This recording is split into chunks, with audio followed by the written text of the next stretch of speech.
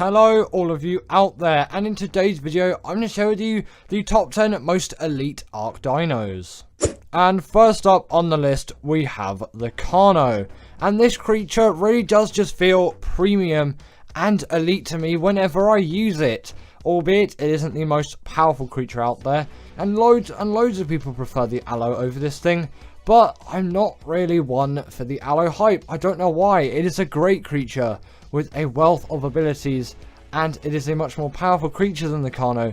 But I just don't like using it at all, and I have no idea why really. But when I use the Carno, I absolutely love this thing for so many reasons. Namely, its size. This thing is the perfect size for me. It always is the right size for what I need it. Yes, it's not going to be the perfect size for caves, but you always have the baryonyx for that, and a small carnivore kind of makes me feel a little bit more comfortable, as I feel like I can sneak around the place more easily. But I'm not a PvP player, so that isn't really essential to me. And also I do like the speed and the stamina that the Carno has too, which some other Carnos lack. Other carnivores lack, not other Carnos. Well, it depends on the level really. But the Allo again does have great stamina too, and maybe faster than the Allo. I don't know why I love the Carno so much. Well, I do know why, but I don't really know why I don't like the Allo at all. But either way, this thing also does have a really great bleed ability, which works in its favour, and it deals a heck of a lot of damage. It is really worth to get Carno someday, but if you're more of an Allo person, then go with the Allo, I guess. But I can never really like that creature, and I don't really know why. Next up, we got the Theri, and this creature has to be included on the list. Like, the Tickle Chicken is one of the most essential harvesting dinos in the game. It just has to be here. It is a great gatherer of fiber, wood, thatch, berries, all of that it is great at. And it is also really great at harvesting meat as well, as it is one of the few herbivores which can actually harvest meat, which kind of doesn't really make sense as it's a herbivore, but you know, we'll just go along with it. Its claws are really ones to be scared about, which isn't really in reference to what I was saying. I don't really know what my trail of thought was there. Either way, its claws are obviously where all of its damage is going to come from, and its saddle is unlocked at level 69. Nice. And you know, that Michael Rosen joke is just perfect, and I always have to sneak it in whenever I get the chance with the Theri top 10s. And yeah, the Theri also has another great use on the island. This thing is an extremely useful creature for the dragon boss fight. One which seems like on the surface, why don't you go for a Rex? But when you dive and you analyze that boss fight, you realize it's got a pretty nasty ability that really affects carnivores, but herbivores not so much. Next up, we have the Snow Owl, and this creature just has to be on the list. It has so many great uses that I can't discount it, and it definitely has that very premium feel, and it feels like you're being treated right and on top of the world really. Albeit this isn't the most powerful creature out there, but I don't really get that premium feel out of the most powerful creatures. As with creatures like the Giga, this stamina is abysmal, and I kind of feel like I've been scammed a little bit. The Giga is still a great creature, I'm not saying it's rubbish, I just don't really get any kind of premium feel from it. Whereas the Snow Owl, this creature is just absolutely great when it comes to controlling this thing, which is, in my opinion, an essential part of a creature. If its controls are just awful and feel awful, you're not really going to like using that creature, but it's just so satisfying to glide around and use all of its abilities. For example, that heat-seeking ability. Not too useful for PvE players, unless you're obviously searching for a small tame or a creature which has gone missing of sorts. But on the PvP scenarios, this is a lot more useful, as you can track down some players if they try to raid your base, or if you think they are trying to raid your base. Also, you want to level up loads of stamina on these things, as they heal really quickly, obviously when they have enough stamina, because that's an ability where they have, which you've seen there, they will essentially just freeze all the creatures around them in a radius, and then boom, like that, they heal up, which is actually slightly better than the Daedon's healing ability in some cases, unless there's just loads of enemy creatures around in your near proximity, as you're also going to be healing up those. But if you're healing up a wild creature, which you're trying to tame, as you've just chucked loads of trank arrows into it, and it's about to die, that's a really useful PvE scenario for it. Now, I talked about the Bary earlier, and the Bary just has to be on this list. This is probably the best caving creature, next to the Shadowmane in my opinion. That is another great caving creature, but I still always go back to the Bary, probably mainly for nostalgia reasons, as you could say so many things which are better about the Shadowmane than the baryonyx, especially when it comes to mobility. But still, the baryonyx is a very mobile creature, and for its day, when it came out, this was it was just the best at caving. And sadly, it's been overtaken by creatures like the Shadowmane, but I still use this thing for some reason, because nostalgia's a big thing in my Ark playing. I know I'm not the most efficient player. Some people will get angry at me for that, but I just love the nostalgia around this creature. But it is still definitely a very useful one to this day, which many people use, again, for that caving. But why is it so good for caving? Mainly, obviously, because its size, and the fact that for its size, it deals a really nice amount of damage and has a good enough health stat to keep up with it, as you don't need the biggest health pool for cave runs, as you're probably not going to be in there for that long.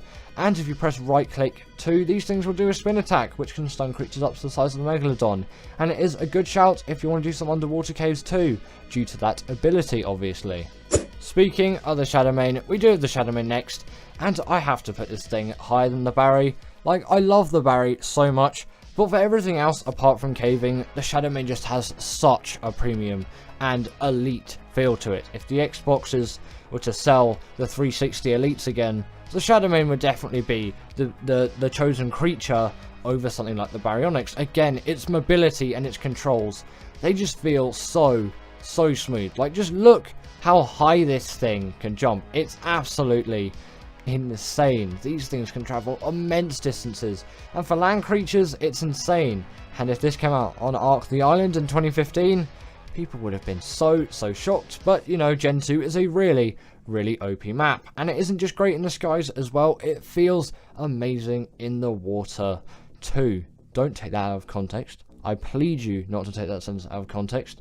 But their only real downside is obviously the fact that the taming method is absolutely awful, or at least it is to me, but you know, a lot of people agree with that statement. Right, next up we have the Reaper. Obviously the Reaper Queen, no, the Reaper King, not the Reaper Queen.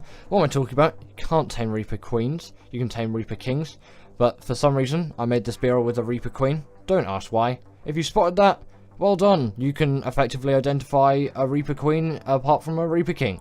But either way, the point still stands. It is still a Reaper of sorts. Obviously, no Reaper Queen tames. That doesn't exist. Reaper King tames.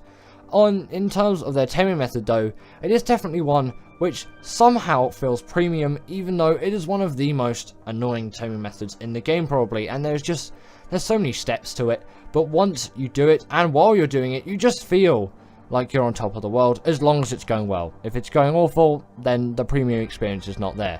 But once tamed, you really do feel all of the effort that you put in. This creature is so powerful, and it just tears through everything on Arboration, and nothing really can compare to it.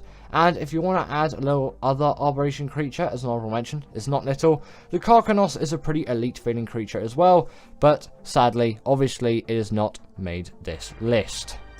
Now we have the maewing, and when it comes to travelling, this creature simply has to be put here. Its controls feel so good, and my main claim to fame with this creature is the fact that I have done the alpha maewing race mission with this thing, which a beginner maewinger, if that's the correct verb, maewinger, it's a verb now, maewinger, it wouldn't be a verb. What am I talking about? Either way, a beginner maewinger wouldn't be able to do it on alpha. Probably on gamma though, that is quite an easy mission to do on gamma. But in terms of obviously their premium feel, these things feel even more premium due to the level you actually get these things at. And on Gen 2 you can get these things as early as level 19 and use them as early as level 19, because that's when the saddle's unlocked. Obviously you can tame one before then, but you unlock the saddle for this thing before you even unlock trank arrows, and that's insane. Because every single time I've tamed this thing, I've used trank arrows, apart from one which I did with the club, so technically that's a lie.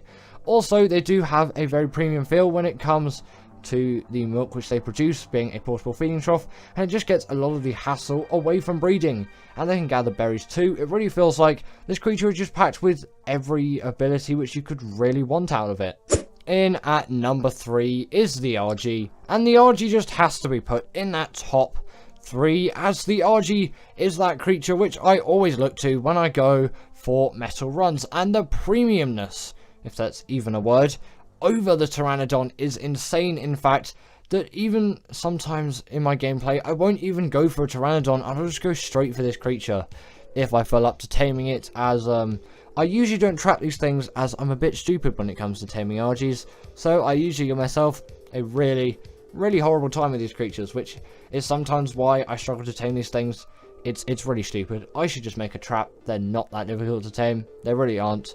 I wouldn't say they're difficult at all. Just, I like to play Ark the difficult way. Does anyone else do that with RGs as well, or is that just me?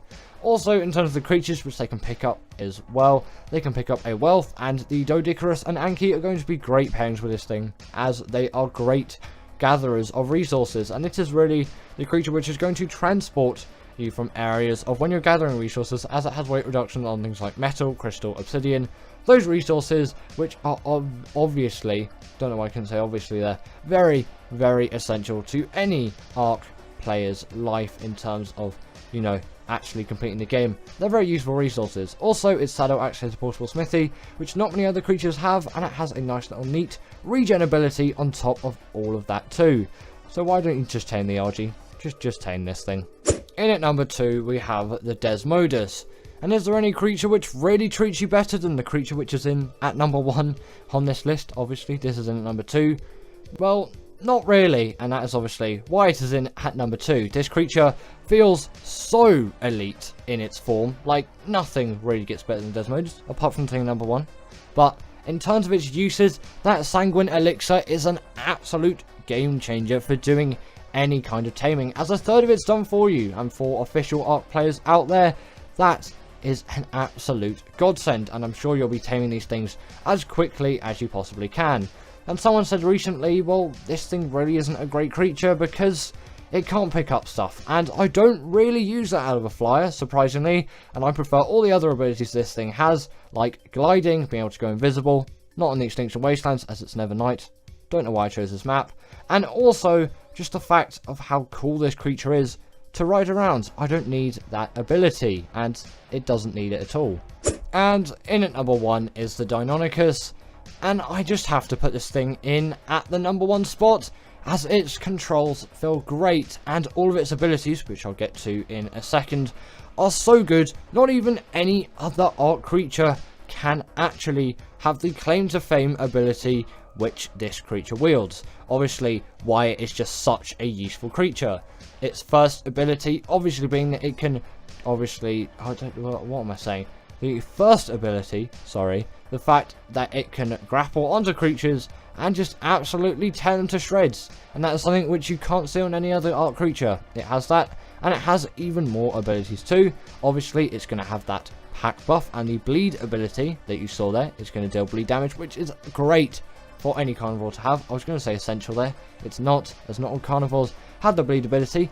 Doesn't really make sense when you think about it, but it is very nice, and its main claim to fame is it can deal that on bosses too, which no other Ark creature, as far as my knowledge goes, can do. Comment me down below if I'm wrong, but I'm pretty sure there's no other creature. Either way, this is one of the best boss creatures out there, and you have to try it, especially with that pack buff. They are great in packs, and with that bleed, man, these creatures are insane. And they're also really good at parkour as well, and their controls feel really nice when you get them right. And I'm not the best Deinonychus parkourer, if that's even the right word for it, as I'm a bit rusty. I haven't really practiced with these things a lot in recent times, but definitely tame yourself a Deinonychus. In at number 10, we have the Spino, and this is a creature which I think is an extremely underrated one, and it often gets forgotten about in most lists of some great Ark carnivores. And I know this isn't a great Ark carnivores list, this is the best late game island tames. Doesn't also mean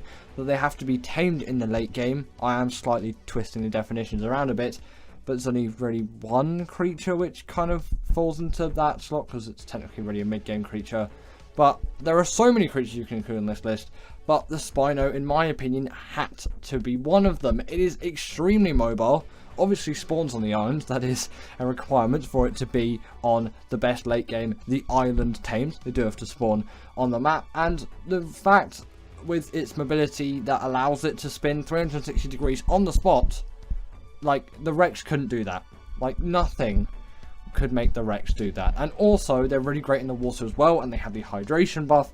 And someone said recently that I actually said the Spinos had the bleed ability. If I ever said that, I am sorry, I didn't mean it. They do not have the bleed ability, but Rexes don't have the bleed ability either, so, you know. And actually, overall, these things do a little bit more damage than Rexes. And back in the day, like 2016, 2015 Ark, they were seen as more powerful than Rexes. Like, this one was just a bigger, more powerful carnivore, whereas the Rexes kind of taken all of the scene nowadays, and these things are pretty much forgotten about. And they can even go on their hind legs too. That was part of the TLC update that they had at some point, allowing them to deal even more damage. And they're really great carnivores, so I simply had to include them on this list, and I really hope that you agree with me on this one. Next up, we've got the Giga, and since this is an extinction, I can't put these things so high on the list, as for the islands you simply don't need this kind of creature, but I have to put it on here. Come on, the best late games of the island in terms of tames,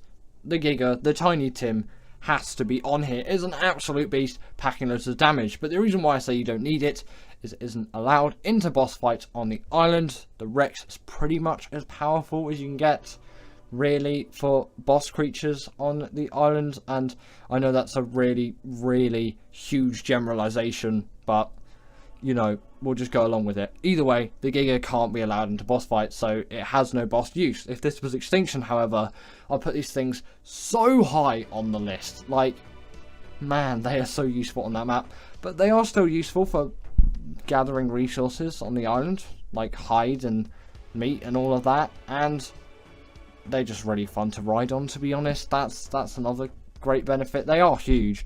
The only real downside is being their terrible stamina and their rage meter, so it kind of gives them a percentage of their own health, so they don't technically have their true amount of health. Still, I had to include it on the list. Come on, it is the Giga. Next up, following the huge carnivore trend, we have the argentavis, and this is kind of here for a similar reason. It's a big carnivore that deals a hell of a lot of damage, and it spawns where the Giga would spawn, and it's essentially just the Giga, but a little bit better in my eyes, so that's why it's slightly better on the list. It comes in at the number 8 spot instead of the number 9 spot, but the overall premise of the creature is pretty much the same. Again, big carnivore, deals loads of damage, it does all the same stuff. Yes, it has a blood rage, which allows it to do more damage than the Giga when full, and it doesn't have a rage meter, so it has its full health rather than the percentage of its health, and on top of that, its stamina isn't the most atrocious thing you've ever seen.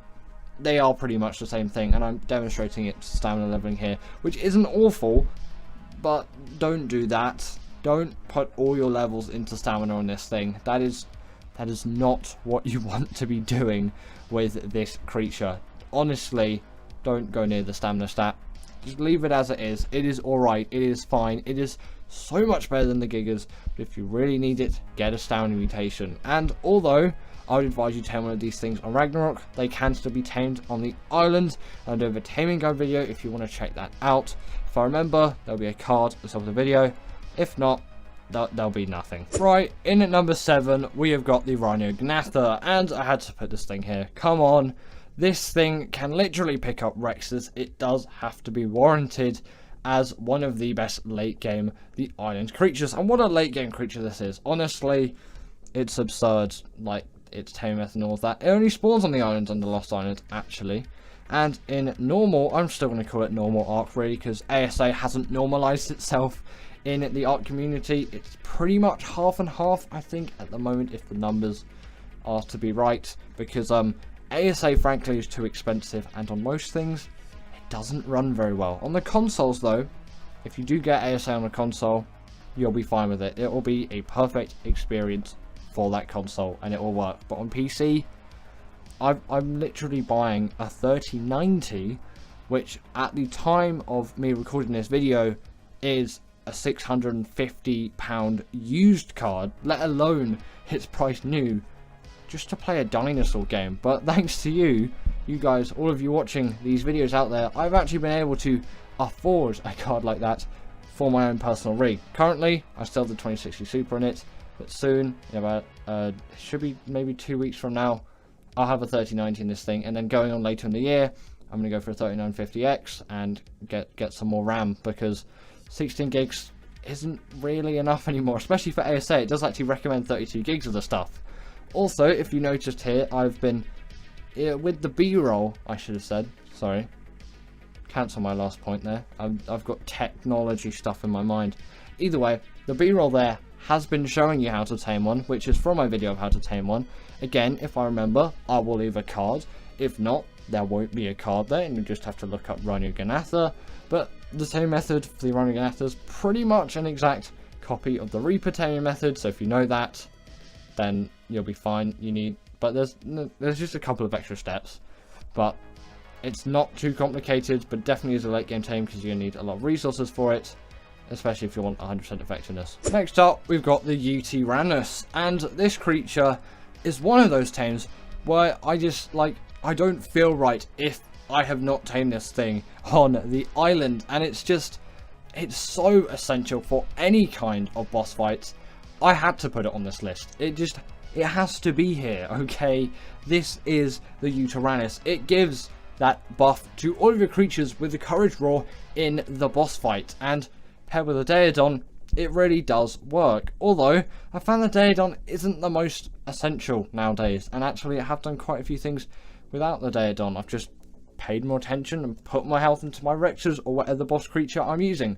I admit a Daedon is helpful, so that is why I'm giving it a small mention here, although it is not making this list of the best late game Ark tames. And actually, towards the late game, it does become a lot more boss orientated, and you'll see that with the next 4 or so creatures. But actually, the creature in at number 1 is not boss orientated at all, and I wonder if you can guess it.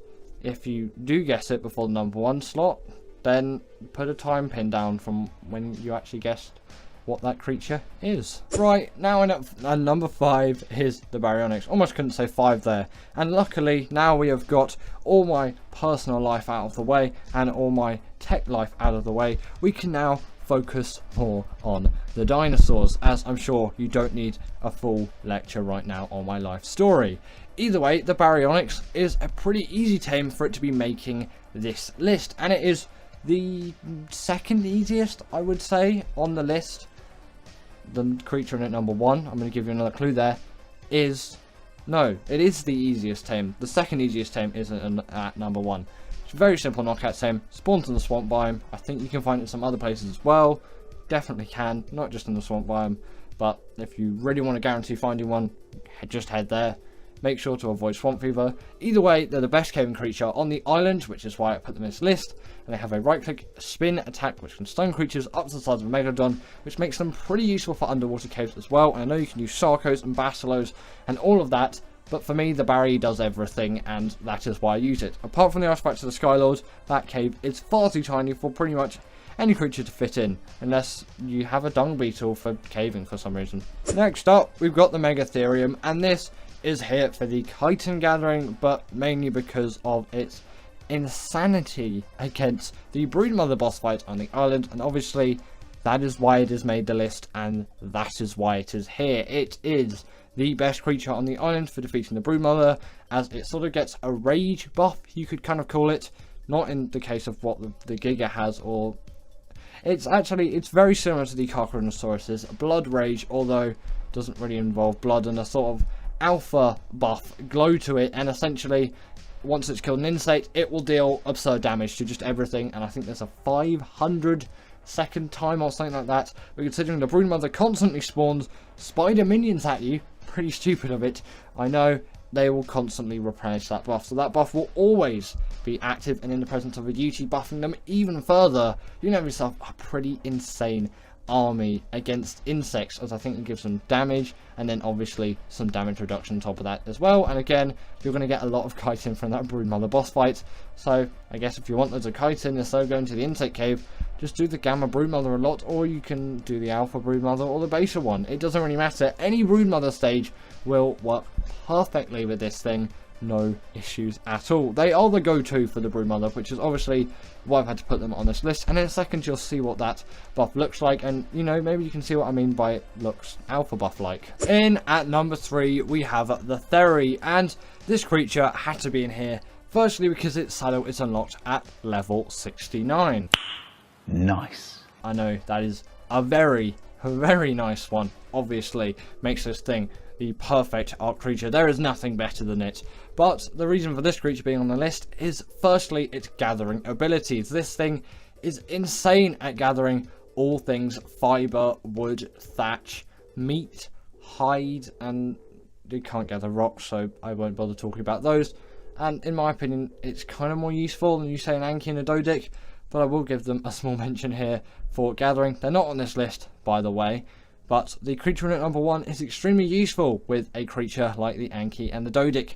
Have you got it yet? Have you not? Either way, the other use for this creature is that it is the best creature on the island for the dragon boss fight. The only downside being it's a herbivore, so for it to heal quickly, you will need sweet vegetable cake. This is where I would say a Daeton is very necessary to make sure these things stay alive during the boss fight, as then they can actually heal up quite quickly and effectively because they don't have the ease of meat. The sweet vegetable cake is particularly expensive, and you probably can't get thousands and thousands of it just like you would get thousands and thousands of meat. But the reason why they're so good at the dragon boss fight is the dragon has a particular buff or debuff for carnivores with its inflamed fire buff, whereas this thing's a herbivore, so it doesn't get that. In at number 2 we have the Rex, and I had to include this thing on the list.